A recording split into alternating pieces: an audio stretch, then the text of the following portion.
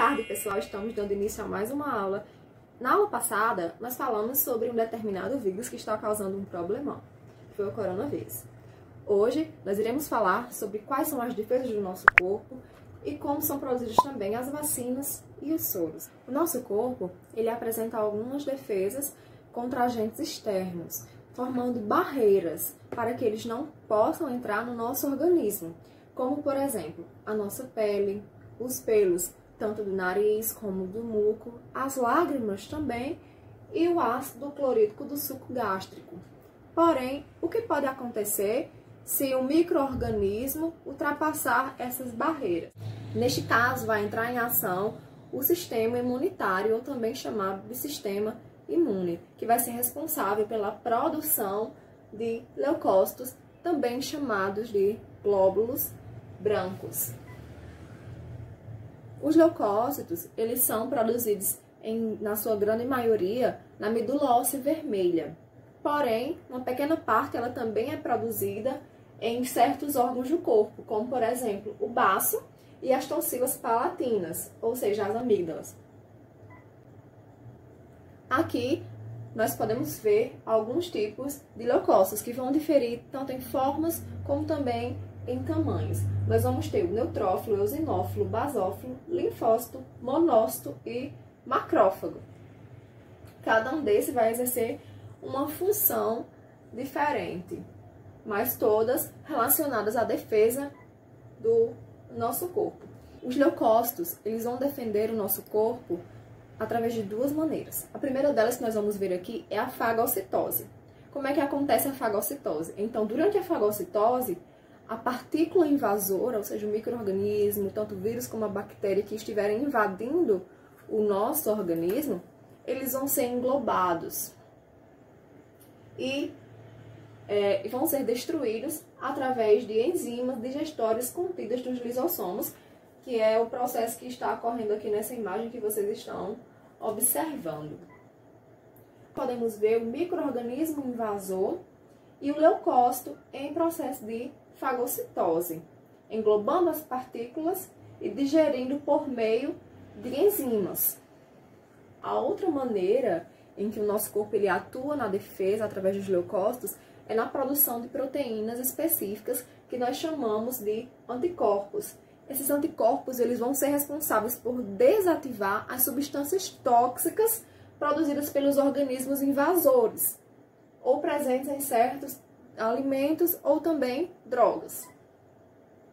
Os organismos invasores, eles vão conter proteínas estranhas, ou seja, que o nosso corpo ele não reconhece.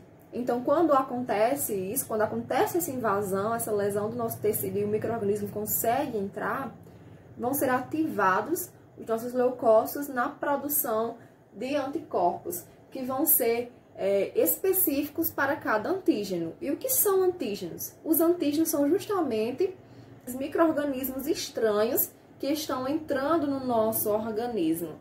Você já parou e se perguntou por que alguns certos tipos de doenças só acometem uma pessoa única vez?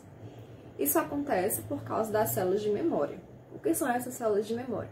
Essas células de memória são aquelas que são capazes de produzir novamente anticorpos caso o organismo ele venha se infectar novamente por um certo tipo de doença que ele já foi acometido antes, como é o caso da cachumba e da rubéola, que só podem acontecer no organismo uma única vez, justamente porque ficam salvas aquelas células de memória que já vão reconhecer rapidamente o antígeno que está entrando no corpo e vão produzir assim os anticorpos específicos. Além disso, devemos nos lembrar que cada anticorpo é específico para um tipo de antígeno.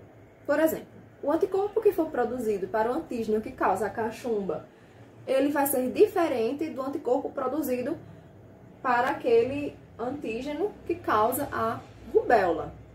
Nessa imagem, nós podemos observar detalhadamente o processo em que ocorre a produção dos anticorpos. Inicialmente, nós vamos ter a ação dos linfócitos, que são tipos de leucócitos que vão reconhecer aqui qual é o antígeno que está entrando no nosso organismo. Feito isso, após o linfócito reconhecer o antígeno, ele vai produzir os anticorpos bem como algumas células de memórias. Então, os anticorpos irão atacar os antígenos e combatê-los, desativando assim a sua ação. As vacinas, elas vão induzir o nosso corpo a produzir anticorpos específicos para um determinado micro-organismo. Por exemplo, a vacina contra a gripe, ela vai produzir anticorpos específicos para o antígeno que causa a gripe. Logo, ela não será eficaz para combater o antígeno que causa, por exemplo, a hepatite. Então, é por isso que nós devemos tomar vários tipos de vacinas. Quando tomamos a vacina, aquele anticorpo ele já foi produzido e nós já temos a defesa contra aquele antígeno, caso futuramente a gente venha a se infectar com ele. Nós já teremos a defesa contra ele. Nós vimos que a vacina ela atua na prevenção. E o soro? Qual é a diferença? O soro, por sua vez, ele vai atuar no tratamento. Diferentemente da vacina, que estimula a produção de anticorpos, já vai conter o anticorpo específico para combater a ação de determinado antígeno. Por exemplo, imagine que uma certa pessoa seja picada por um certo tipo de serpente. O que é que ela deve fazer nesse caso? Ela deveria tomar um soro ou uma vacina? Ela deve tomar um soro, pois o soro ele já vai conter aquele tipo de anticorpo. Então, como sabemos, o anticorpo ele vai ser específico para cada tipo de antígeno. Então, neste caso, é muito importante a pessoa saber o tipo de espécie por quem ela foi picada, para saber o tipo de soro que deverá utilizar nesse caso para tratar. A preparação de soros será feita com a aplicação de micro-organismos mortos ou atenuados, ou ainda de suas toxinas em animais como coelhos, cabras e cavalos. Depois da produção de anticorpos pelos animais citados, parte do sangue deles é coletada e são usadas técnicas para isolá-los e da produção dos soros. A jararaca, por exemplo, é uma serpente muito peçonhenta, que é responsável por cerca de 90% dos acidentes ofídicos no Brasil. E o Instituto Butantan, em São Paulo, é o maior produtor de soros antiofídicos do mundo, ou seja, aqueles soros que vão ser utilizados para desativar a ação das toxinas da peçonha das serpentes. Além de todos esses métodos de defesa que nós já vimos, existem também alguns métodos de defesa produzidos que são capazes de combater o desenvolvimento de micro-organismos em nosso corpo, como é o caso dos antibióticos, que são muito eficazes no combate a alguns tipos de bactérias. Agora é com vocês. Estou enviando agora o questionário, vocês vão me responder. Qualquer dúvida, estou aqui.